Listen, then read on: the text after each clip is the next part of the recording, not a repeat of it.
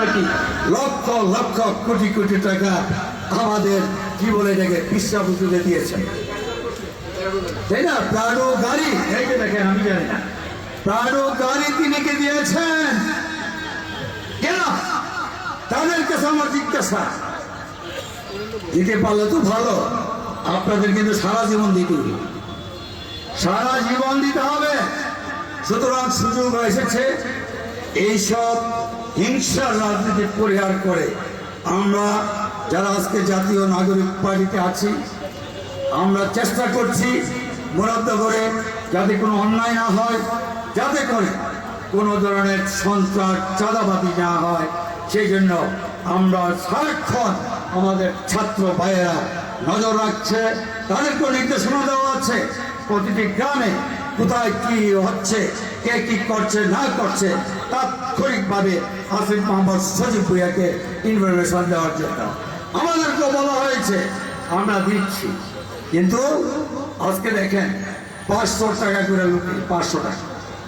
কে ঠিক বলছি কিনা বলেন? আপনারা অনেক থেকে আসছেন না, অনেক দূর দূর থেকে তো আসছেন, অনেক গ্রাম থেকে। আমি কি মিথ্যা কথা বলছি? 500 টাকা করে লোক দিচ্ছে।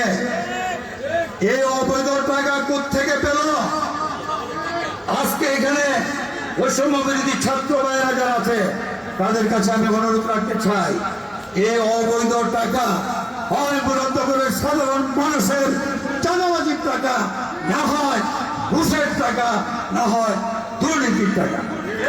এটাকে ফাইন্ড আউট করতে হবে, তোমরা খুঁজে বের করবে এই এত টাকা কোত্থেকে আসেন।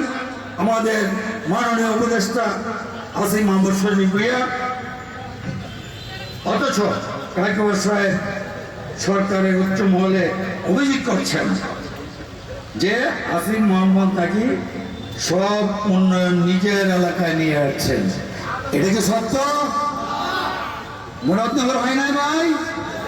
দক্ষিণ মুরাদনগর হচ্ছে না? শিকার হচ্ছে না? তাহলে এটার উচ্চ মহলে তার মানে কি?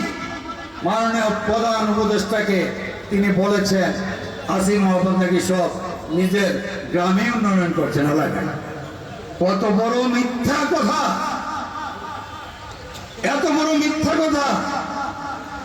আমরা প্রত্যেকটা জায়গায় যারা মেম্বার আছেন, জনপ্রতিনিধি আছেন, সবাইকে আমি আহ্বান জানাচ্ছি, আপনার ওয়ার্ডে কোথায় কি উন্নয়নের প্রয়োজন আপনারা আসেন, আমরা আছি, তালিকা করব পর্যায়ক্রমে ইনশাল্লাহ। মুরাদনগরে প্রতিটি ওয়ার্ডে আসিফ মোহাম্মদ সজীব ভুঁইয়ার উন্নয়নের ছোঁয়া আগামী 6 মাসের মধ্যে আপনারা দেখতে পাবেন ইনশাল্লাহ।